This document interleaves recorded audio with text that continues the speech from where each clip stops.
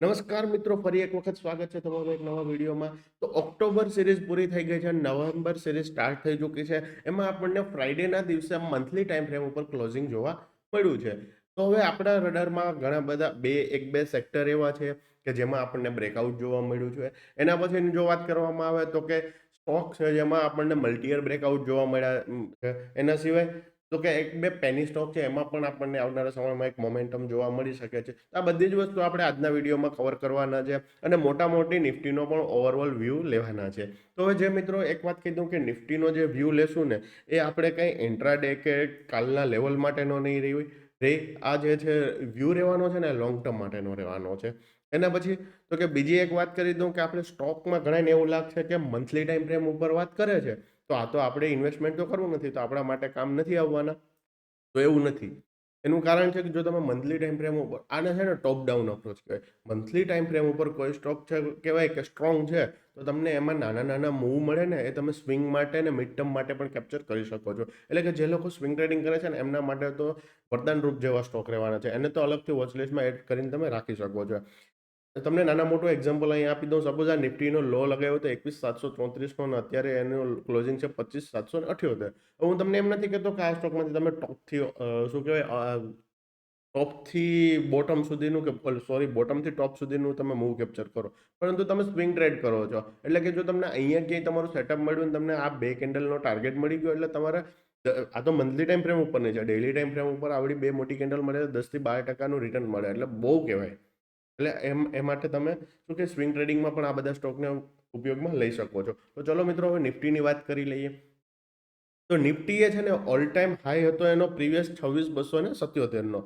અને આ જે મંથલી કેન્ડલ જે ઓક્ટોબરની એનો જે હાઈ છે ને એ 26,104 નો છે અને ક્લોઝિંગ 25,722 નું છે. ને અહીંયા નાની એવી ટ્રેન્ડ લાઇન માર્ક કરેલી છે જેનું તો બ્રેકઆઉટ કન્ફર્મ થઈ ચૂક્યું છે, પરંતુ હવે નજીકનો રેઝિસ્ટન્સ છે તે ઓલ ટાઈમ હાઈનો જોવા મળી શકે.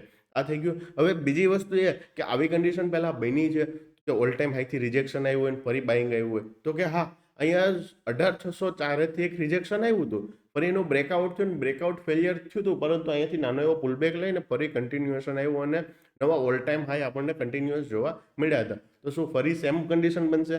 ના, એવું ના કહી શકાય. એવું કહે છે કે હિસ્ટ્રી રિપીટ ઇટસેલ્ફ, પરંતુ અત્યારે જોવું ને તો તમે ગ્લોબલ માર્કેટમાં અનસર્ટેનિટી છે. તો જરૂરી નથી કે બ્રેકઆઉટ જ આવે, બ્રેકડાઉન પણ આવે. બ્રેકડાઉન આવે તો ડેલી ટાઈમ ફ્રેમ ઉપર ઘણા બધા ગેપ ફિલ થવાના બાકી છે, તો ગેપ ફિલ થતા જોવા મળે છે. એટલે જ મેં કીધું કે આપણો વ્યૂ છે તે લોંગ ટર્મનો છે. તો હવે વાત કરવામાં આવે નિફ્ટીની, તો કે અહીંયા જે સ્વિંગ છે એનું બ્રેકઆઉટ જોવા મળ્યું છે. તો હવે શું અહીંયાથી direct all time high break કરી શકે? કરવામાં તો કરી શકે, પરંતુ આપણા માટે કઈ કન્ડિશન સારી રહેશે કે અગર અહીંયા ક્યાંય આપણને હજુ કન્સોલિડેશન જોવા મળે એક બે કેન્ડલનું અને ત્યારબાદ જો બ્રેકઆઉટ આવે તો એક આપણને સારું એવું ઉપરની સાઈડ પણ એક પોટેન્શિયલ જોવા મળી શકે. હવે જો વીકલી ટાઈમ ફ્રેમ ઉપર વાત કરવામાં આવે ને તો વીકલી ટાઈમ ફ્રેમ ઉપર આ સ્વિંગ હતો, આ સ્વિંગની હાઈની ઉપર ક્લોઝિંગ જોવા મળ્યું. ક્લોઝિંગ બાદ લાસ્ટ 2 વીકથી કન્ટિન્યુઅસલી આપણને શું કહેવાય શૂટિંગ સ્ટાર એટલે કે બેરિસ કેન્ડલનું ફોર્મેશન થતું જોવા મળે છે. અગર જો હવે આ કેન્ડલનું છે ને હવે આ મહિનામાં જો આવી રીતના કન્ટિન્યુએશન જોવા મળ્યું તો અહીંયાથી ફરી નીચે આવી શકે છે. 24,800 સુધીનું લેવલ જોવા મળી શકે છે. સ્વિંગ લોનો સપોર્ટ ગણીએ તો 24,337, અને અથવા તો તમને જે ડેલી ટાઈમ ફ્રેમ ઉપરના ગેપ છે તે પણ ફિલ થતા જોવા મળી શકે. આ કન્ડિશન ક્યારે કે ગ્લોબલ માર્કેટમાં જો હજુ અનસર્ટેનિટી રહે છે, કારણ કે એમાં એક સારું એવું અપસાઇડ મોમેન્ટમ આવી ગયું છે. હવે થોડી પણ ખરાબ ન્યૂઝ આવશે ને એટલે ગ્લોબલ માર્કેટમાં શું કહેવાય ધડ પડવા વળગશે. તો આપણું પણ શું કહેવાય અને એટલું બધું એ આઉટ પરફોર્મ નહીં કરે કે એ પડશે ને આપણે ઓલ ટાઈમ હાઈ લગાવીએ. જોકે બેંક નિફ્ટીમાં ઓલ ટાઈમ હાઈ લાગી ચૂક્યો છે, પરંતુ નિફ્ટીમાં આપણે 125 પોઈન્ટથી શું કહેવાય રિવર્સલ આવ્યું છે અને ફરીથી જો આ કન્ટિન્યુએશન આવે તો એના માટે પણ આપણે પ્રિપેર રહેવાનું છે. હવે જો આ રેઝિસ્ટન્સને નીચે ક્લોઝિંગ નથી આપ્યું અને થોડો ટાઈમ હજુ અહીંયા ને અહીંયા શું કહે કન્સોલિડેટ કરે અને પછી શું કે બોક્સ બનાવે અને બોક્સનું બ્રેકઆઉટ આવે તો પણ આપણને એક સારું મોમેન્ટમ જોવા મળી શકે છે. તો આ વાત થઈ ગઈ નિફ્ટીની. હવે ત્યારબાદ વાત કરવામાં આવે સ્ટોકની, તો એની પહેલા આપણે જોઈ લઈએ ઇન્ડેક્સ. બે ઇન્ડેક્સ એવા છે કે જેમાં આપણને બ્રેકઆઉટ થતું જોવા મળ્યું છે અને સારું એવું બ્રેકઆઉટ છે. તો પહેલો જે ઇન્ડેક્સ છે તે છે નિફ્ટી મેટલનો. તો નિફ્ટી મેટલમાં શું થયું હતું, પહેલા અહીંયા તો મલ્ટીયર બ્રેકઆઉટ થયું હતું અને ત્યારબાદ એ વન વે મૂવ જોવા મળ્યું. હવે ફરી અહીંયા એક આપણને કપ પેટર્ન જોવા મળી રહી છે. હવે કપનું બ્રેકઆઉટ જોવા મળ્યું છે, પરંતુ હવે અહીંયા શું છે ખબર, કન્ટિન્યુઅસલી જે બાઇંગ આવ્યું છે ને એના લીધે જો અગર આપણને એક ઇનસાઇડ બાર મળી જાય કે અથવા તો નાનો એવો પુલબેક મળી જાય ને તો ઓર મજા આવી જાય છે.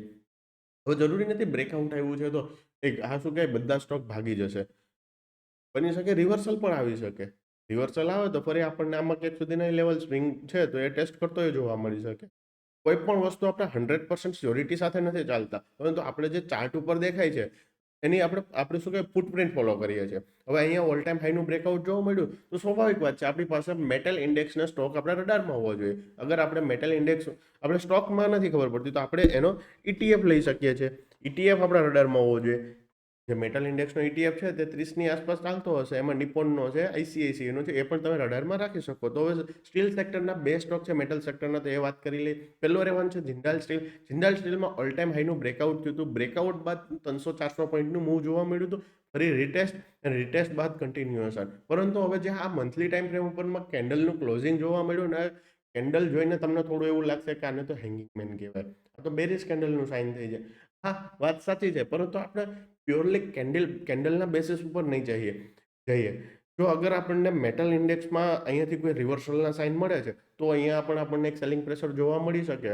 તો હવે જો આનો લો છે ને, જો કદાચ તમે કેન્ડલ સ્ટિકને જ ફોલો કરતા હોય ને તો આનો લો ઇમ્પોર્ટન્ટ થઈ જાય. કારણ કે તો પછી તમે એવું પણ કહી શકો કે આ ડબલ ટોપ જેવું બનાવ્યું છે અને એનો લો બ્રેક કર્યો છે, નેકલાઇન બ્રેક નથી થઈ, લો બ્રેક થયો છે. એટલે બની શકે અહીંયા ક્યાંયથી શું કહેવાય મૂવિંગ એવરેજનો સપોર્ટ લઈને પણ રિવર્સલ લઈ લે, પણ થોડું એવું ફોલ જોવા મળી શકે. એટલા જ માટે આપણે હાઈનો બ્રેક થવાનો વેઇટ કરી શકીએ, ત્યારબાદ એન્ટ્રી લઈ શકીએ અને સ્વિંગ લોનો સ્ટોપ લોસ અથવા તો તમે વીકલી 40 એમએ પણ સ્ટોપ લોસ લગાવી શકો. આગળ જતા સમજાવી દઉં એ કેવી રીતના એમાં એન્ટ્રી લેવાની હોય છે. તો બીજા સ્ટોકની વાત કરવામાં આવે તો તે રહેવાનો છે મહામાયા સ્ટીલ. તો મહામાયા સ્ટીલમાં આપણને 9 વર્ષ બાદ બ્રેકઆઉટ જોવા મળી રહ્યું છે. 2017માં ઓલ ટાઈમ હાઈ લગાવેલો હતો 504નો. ત્યાંથી આપણને જો એ વાત કરવામાં આવે ને તો પર્સન્ટેજમાં જોઈએ આપણે, અહીંયાથી લો સુધી જો તમે 80%નું કરેક્શન જોવા મળ્યું હતું. હવે કંપનીમાં ઓલ ટાઈમ હાઈનું બ્રેકઆઉટ આવ્યું છે. એવું તો નથી કે શું કહેવાય એમનેમ જ આવી ગયું છે, કંપનીએ કંઈક તો સારું કામ કર્યું હશે ને. અહીંયાથી 88%. હવે એક વસ્તુ સમજો કે 88%ને રિકવર કરવા માટે કેટલા પર્સન્ટની જરૂર પડે. 700%નું રિટર્ન આપ્યું ને ત્યારે એનો મતલબ કે કંપનીએ કંઈક સારું કામ નહીં, બહુ સારું કામ કર્યું હશે ત્યારે ઓલ ટાઈમ હાઈનું બ્રેકઆઉટ જોવા મળ્યું છે. અને એ પણ મલ્ટી યર બ્રેકઆઉટ છે. હવે જ્યારે પણ મલ્ટી યર બ્રેકઆઉટ થાય ને ત્યારે એનો ટાર્ગેટ કાઢવા માટે સિમ્પલ રીત છે. જેનો હાઈ છે એનાથી લો સુધીને માપી લ્યો અને અહીંયાથી તમે અહીંયા ડ્રેગ એન્ડ ડ્રોપ કરી દો. આ તમારો ટાર્ગેટ બની શકે. હવે હવે મેં તમને જે પહેલા શરૂઆતમાં જે કીધું હતું કે આ એવું નથી કે તમે શું કહેવાય કે ઇન્વેસ્ટમેન્ટ વાળા માટે જ કામનું છે, તો આમાં કેવી રીતના એન્ટ્રી થઈ શકે. હવે તમને એક આઈડિયા આવી ગયો છે. 504 થી 900 ની મારી પાસે રેન્જ છે. હવે આ રેન્જમાં સપોઝ તમે VCP કરો છો, થોડો મિત્રો મંથલી ટાઈમ ફ્રેમ ઉપરનો વિડીયો છે એટલે વિડીયો થોડો મોટો બની શકે, પરંતુ તમને એમાં ચોક્કસથી હું એટલું કહી શકું કે ઘણું બધું લર્નિંગ મળશે. હવે જો આ સપોઝ તમે VCP ટ્રેડ કરો છો, એક વસ્તુ સમજતો, તો હવે અહીંયા છે તમારી પાસે આ તમને આટલું તો આઈડિયા છે કે આટલી રેન્જ મારી પાસે છે, અહીંયા ક્યાંય VCP બને છે તો તમે અહીંયા એન્ટ્રી લ્યો છો તો તમને અહીંયાથી આરામથી 9%નો, હવે એવું નથી 9%નું ટાર્ગેટ મળે, સ્ટોપ લોસ પણ હિટ થઈ શકે, પરંતુ આપણને શું કહેવાય એક સ્ટ્રોંગ મોમેન્ટમમાં છે એવા સ્ટોકને આપણે લીધો છે. એટલે કે આ હાઈ પ્રોબેબિલિટી ટ્રેડ થઈ જાય. કેવો હાઈ પ્રોબેબિલિટી ટ્રેડ કે જેમાં આપણને એક્યુરેસી પણ વધવાના ચાન્સીસ. હવે તો આમાં હવે બીજી વસ્તુ કે લોંગ ટર્મ માટે એન્ટ્રી લેવી હોય ઓલ ટાઈમ હાઈમાં તો કેવી રીતના લઈ શકાય. તો ઓલ ટાઈમ હાઈમાં જોવાનો, ઓલ ટાઈમ હાઈ કેટલો હતો, કેન્ડલનો હાઈ કેટલો છે 677, તો આપણે 617, તો 1-2 પોઈન્ટ ઉપર 618, 619 ની આસપાસ એન્ટ્રી લઈ શકીએ આપણે. કેટલા પોઈન્ટ ઉપર, 1 થી 2 પોઈન્ટ ઉપર જ. એવું નહીં કે કેન્ડલનો હાઈ 617 છે 617 નાખી દઈએ. બની શકે તો 2-3 પોઈન્ટનું બફર આપો. 2-3 પોઈન્ટમાં તમે રિસ્ક મેનેજમેન્ટમાં જશો. અગર તમારી પાસે 10 લાખનો પણ પોર્ટફોલિયો હશે તો પણ હેવી ક્વોન્ટિટી નહીં આવે, અગર તમે પ્રોપર રિસ્ક મેનેજમેન્ટ ફોલો કરતા રહેશો ને તોની વાત છે. તો હવે આમાં સ્ટોપ લોસ કેવી રીતના નાખવો, તો કે સ્ટોપ લોસ માટે વીકલી ટાઈમ ફ્રેમ ઉપર 40 સિમ્પલ મૂવિંગ એવરેજ SMA. અગર તમને EMA યુઝ કરો છો તો EMA અને SMA ફાવે તો SMA. હું તમને પ્રિફર કરીશ કે તમે સિમ્પલ મૂવિંગ એવરેજ યુઝ કરો. હવે કેલ્ક્યુલેશન કેવી રીતના કરવાની, 619 માઇનસ વીકલી 40 MA જે આ ભાવ આવતો હોય, સપોઝ આ 40 MA છે તો આ ભાવ આવતો હોય એ તમારે બાદ કરી નાખવાનો. અને સપોઝ તમારું 1000 રૂપિયાનું રિસ્ક છે તો 1000 divided by that that that અને પછી તમારે એટલી ક્વોન્ટિટી બાય કરી શકો. આ થઈ ગયું લોંગ ટર્મ માટે. હવે વીકલી 40 એમએ સ્ટોપ લોસ શું કરવા એ પણ કહી દઉં. તો કે આ મૂવિંગ એવરેજ છે ને, જો સ્ટોક છે અપ ટ્રેન્ડમાં છે, એનો મતલબ કે મૂવિંગ એવરેજ અપ ટ્રેન્ડમાં હશે. હવે સ્ટોક ઉપર જશે, મૂવિંગ એવરેજ ઉપર જશે, સ્ટોક સાઇડવેઝ જશે, મૂવિંગ એવરેજ ઉપર જશે. એનું કારણ છે મૂવિંગ એવરેજની કેરેક્ટરિસ્ટિક છે પ્રાઇસને એની તરફ શું કહેવાય ખેંચે. હવે શું થશે કે જો અગર સાઇડવેઝ ગયો ને તો એ આ સ્ટોક મૂવિંગ એવરેજ તો ઉપર જ જવાની છે, કારણ કે આનાથી નીચે હશે એટલે. ત્યારબાદ જો સાઇડવેઝ જઈને અહીંયા સપોર્ટ લઈ લે તો ફરી આપણને એક બીજી એન્ટ્રી કરવાનો મોકો મળે હાઈ ઉપર, લોનો સ્ટોપ લોસ, આ સ્ટોપ લોસ તો પછી આપણે 10 થી 12% જ મળે, અને એ પણ સ્ટોપ લોસ ટ્રેલ થઈ શકે. તો એટલા માટે આપણે વીકલી 40 એમએ યુઝ કરી છે કે એમાં સ્ટોપ લોસ એવરી વીક આપણો ટ્રેલ થતો રહે. તો આ વાત થઈ ગઈ મહામાયા સ્ટીલની. ત્યારબાદની જો વાત કરવામાં આવે તો છે તે રહેવાનું છે પીએસયુ બેંક. તો પીએસયુ બેંકમાં પણ આપણને પહેલા 13 વર્ષ બાદ બ્રેકઆઉટ જોવા મળ્યું. બ્રેકઆઉટ બાદ જેમ આપણે રિટેસ્ટ અને ફરી કન્ટિન્યુએશન જોવા મળ્યું છે.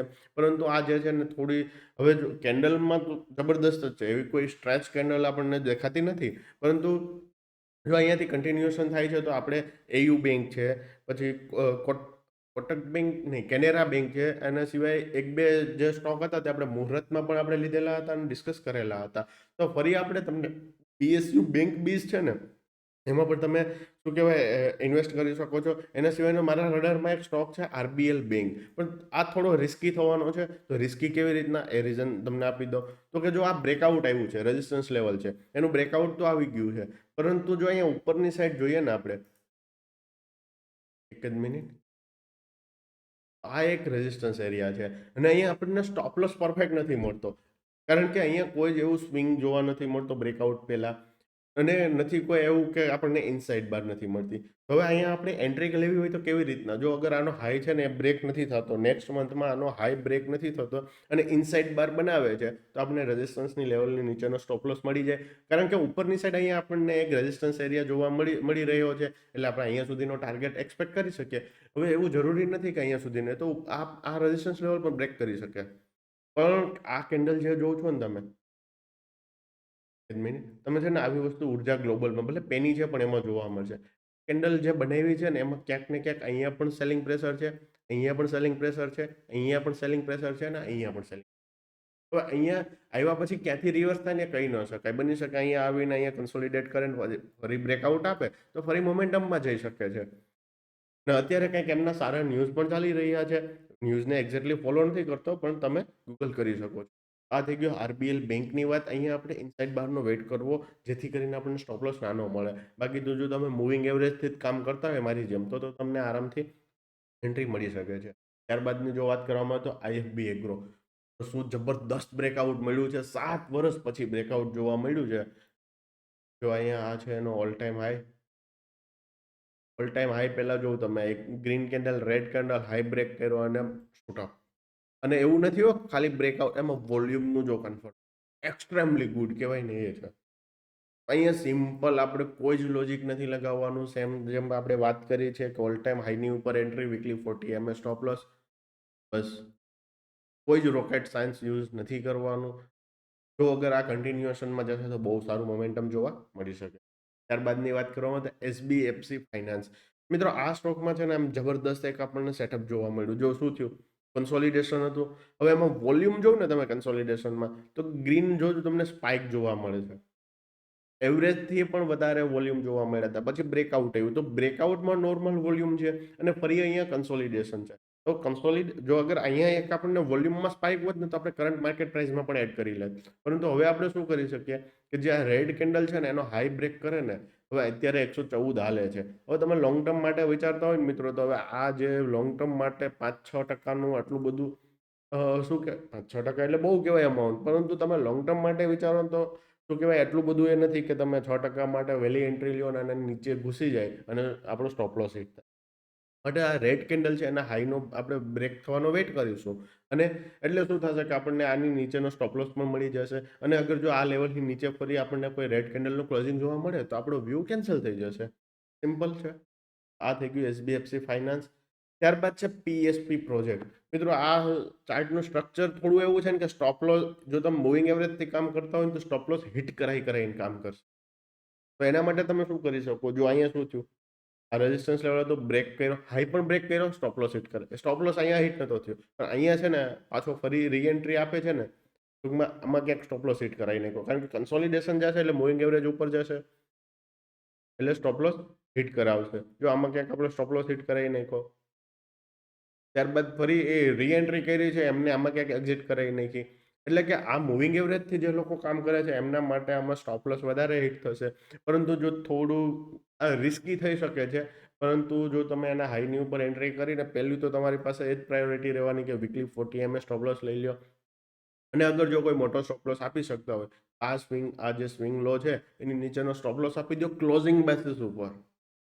અગર કોઈ ખરાબ ન્યૂઝ આવે તો મિત્રો હવે એક વસ્તુ કેવી થાય છે કે બધા સ્ટોક લ્યો ને એટલે તમને એમ છે કે આ તમે લોંગ ટર્મ માટે લીધા છે, પણ એવું નથી. એને વીકલી ને મંથલી ટ્રેક કરવાના હોય છે. એના કોઈ ખરાબ ન્યૂઝ નથી આવ્યા ને. હવે જેમ એક ડેલ્ટા કોર્પ એક હતું, ગેમિંગનો હતો, કસિનો માટે, અને એવું કંઈક હાલતું હતું એનું છે. પછી આરબીએલ બેંક છે, એની ખરાબ ન્યૂઝ આવી હતી. હવે ખબર છે કે આ આટલી ખરાબ ન્યૂઝ છે, કંઈથી પડી શકે. હવે આ તમે ટ્રેક નથી કરતા, લોંગ ટર્મ કરીને બેઠા રહ્યો તો 600 વાળો 100 રૂપિયા આવી ગયો છે. તો એવી રીતના તો ન ચાલે. એટલા માટે જ કે તમારે એમને વીકલી મંથલી ટ્રેક કરવા પડશે. તો સેમ આપણે વીકલી 40 MS સ્ટોપ લોસ અને એન્ટ્રી વિચારી શકીએ. ત્યારબાદ છે ને આ સ્કાય ગોલ્ડ આપણે મુહૂર્ત ટ્રેડિંગમાં પણ આપણે આપેલું હતું. અહીંયા સિમ્પલ આપણે એક વસ્તુ જોઈએ, અહીંયાથી આપણને એક બાઇંગ આવ્યું હતું, આપણે સિમ્પલ એનો લો લઈએ અને હાઈને માર્ક કરી દઈએ, ફિબોનાકી લગાવ્યું. સિમ્પલ છે 0.5 0.6 આપણને ડોજી જોવા મળી. ડોજીનો હાઈ બ્રેક થયો અને કન્ટિન્યુએશનમાં થઈ રહ્યું છે. અને વોલ્યુમ છે ને, વોલ્યુમમાં પણ જોવો તમે, અહીંયા આપણે 0.5 0.6 એક લેવલ માર્ક કરી રાખીએ, જેથી કરીને આગળ જતા આપણને આઈડિયા રહીએ. અહીંયાથી બાઇંગ આવ્યું છે, પરંતુ હવે અહીંયા તકલીફ વાળી એક જ વસ્તુ હતી કે આ જે સેલિંગ કેન્ડલ બનાવેલી છે ને એમાં વોલ્યુમમાં સ્પાઇક છે. એટલે કે હવે જો આને કન્ટિન્યુએશનમાં જવું હોય તો આની ઉપર વીકલી ટાઈમ ફ્રેમ ઉપર 400 ની ઉપર ક્લોઝિંગ આપવું પડે. અગર તમે રિસ્ક ટેકર છો તો તમે વીકલી ક્લોઝિંગ બેસિસ પર અથવા તો મંથલી ક્લોઝિંગ બેસિસ ઉપર ડોજીના લોની નીચે આપણે એન્ટ્રી રાખી શકીએ. અહીંયા બફર આપવું પડશે 10-15 પોઈન્ટનું, કારણ કે આ મંથલી ટાઈમ ફ્રેમ ઉપર છે. એવું નથી ઓપ્શન કરતા તો 1 પોઈન્ટનો બફર આપી દઈએ. તો આ વાત થઈ ગઈ સ્કાય ગોલ્ડની, કે 0.5 ના ફિફથી આપણને રિવર્સલ જોવા મળી રહ્યું છે. પરંતુ જો હવે આ કન્ટિન્યુએશનમાં જશે તો સારું મોમેન્ટમ જોવા મળી શકે. ત્યારબાદ તો કે એમએનએમ ફાઇનાન્સ. તો એમએનએમ ફાઇનાન્સ છે તેના ઓલ ટાઈમ હાઈની આસપાસ કન્સોલિડેટ કરી રહ્યો છે. હવે અગર આવનારા સમયમાં ફરી જો આ હાઈ બ્રેક કરે છે, ઓલ ટાઈમ હાઈ, તો અહીંયા આપણે એક એન્ટ્રી માટે વિચારી શકીએ, જેમાં એક આપણને સારું એવું લોંગ ટર્મમાં મૂવ જોવા મળી શકે છે. અને આ થોડું અહીંયા કાઇન્ડ ઓફ તમને બુલિશ બોલ એન્ડ ફ્લેગ પેટર્ન પણ ફોર્મેશન જોવા મળી શકે. અગર એ નથી લાગતું તો તમને અહીંયા એક બોક્સ કન્સોલિડેશન પણ જોઈ શકો છો, અને કાઇન્ડ ઓફ નાનું એવું અહીંયા ટ્રેન્ડ લાઇન પણ આવી રહી છે. તો આ વાત થઈ ગઈ એમએનએમ ફાઇનાન્સની. તો એનો ઓલ ટાઈમ હાઈ બ્રેક થાય છે તેના 1-2 પોઈન્ટ ઉપર પણ એન્ટ્રીનું વિચારી શકાય. લાસ્ટમાં જે પેની સ્ટોકની વાત કરવામાં આવી હતી તે છે સંભવ મીડિયા. સંભવ મીડિયાની જો વાત કરવામાં આવે ને, તો આ એક પેની સ્ટોક છે મિત્રો. તો અહીંયા છે ને, હવે જો આ ડાઉનફોલ હતો, ડાઉનફોલમાં વોલ્યુમમાં એકદમથી ડેડ થતું ગયું હતું. પછી અહીંયાથી બાઇંગ આવી, પુલબેક આવ્યો મૂવિંગ એવરેજનો. પુલબેકમાં એ જો તમે જે પુલબેક બાદ જે મૂવિંગ એવરેજ ઉપરથી જે પુલબેક આવ્યો એના પછી વોલ્યુમ જોઈ લો, સ્પાઇક આવી, ફરી ડાઉનફોલ આવે છે ત્યારે વોલ્યુમ એકદમ ડેડ થતું જોવા મળે છે. ને અહીંયા કાઇન્ડ ઓફ એક આપણને શું કહેવાય, ચેનલનું બ્રેકઆઉટ જોવા મળ્યું છે. અગર મિત્રો આ પેની સ્ટોક છે એટલે પેનીની રીતના ટ્રીટ કરજો. પેની સ્ટોકમાં કેવી રીતના ઇન્વેસ્ટમેન્ટ કરવાનું હોય છે એ બતાવી દઉં. તો કે સપોઝ તમારી પાસે 1 લાખનો પોર્ટફોલિયો છે તો 10% તમે એમાં ઇન્વેસ્ટ કરી શકો. હવે 10% એક સ્ટોકમાં ન નાખી શકો, 1-1% કરીને અથવા તો 2-2% કરીને એવા 5 સ્ટોકમાં તમે ઇન્વેસ્ટ કરી શકો. એટલે કે ઓલમોસ્ટ તમે 500 થી 1000 રૂપિયા જેટલું અથવા તો 2000 રૂપિયા સુધીનું ઇન્વેસ્ટમેન્ટ કરી શકો છો. અને એ પણ જો તમે ભૂલી શકતા હોય તો, અને તો જ કરવું, બાકી અવોઇડ કરવો. તો આ હતો લાસ્ટમાં સંભવ મીડિયા. તો મિત્રો આ બધા જ સ્ટોક આપણે આપણા ટેલિગ્રામમાં અપડેટ કરી દઈશું. આપણે એને ટ્રેક કરતા રહીશું. બાકી જો તમારા રડારમાં કોઈ બી સ્ટોક હોય તો તમે જણાવી શકો છો. ચલો મિત્રો, મળીએ કાલે ફરીથી લાઈવમાં આપણે, જેમાં આપણે ઓપ્શન ટ્રેડિંગ માટે લાઈવમાં મળીએ છીએ. તો લાઈવ મળીશું, મળીએ નવા વિડીયો નવી માહિતી સાથે. ત્યાં સુધી હેપી ટ્રેડિંગ. Thank you. જય હિન્દ, જય શ્રી રામ.